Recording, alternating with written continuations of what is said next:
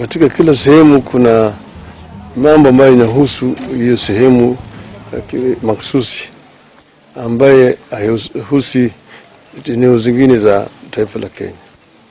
Kwa mfano ukienda kule upande ya magharibi, kuna muungano ya counties ya mkanda ya ziwa ya Victoria. Kuna vile muungano ya counties around milima Kenya. Na vile counties ambazo ziko magharibi ya Kenya. Kwa hivyo hakuna kitu speciali.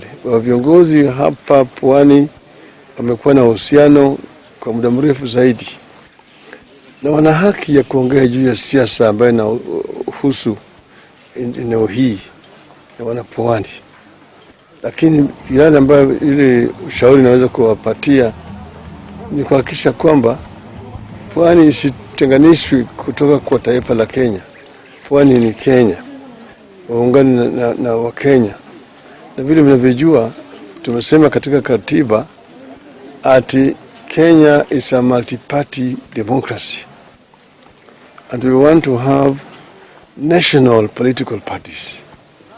Manake tukianza mambo ya vyama vya majimbo, sasa sisi tunataka kutenganisha Kenya.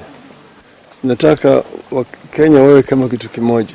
Kwa hivyo kama wanataka kuunda chama, sasa hiyo katiba haikuruhusu kuanzisha chama ya ukoo au chama ya kikabila. Nataka vyama vya kitaifa.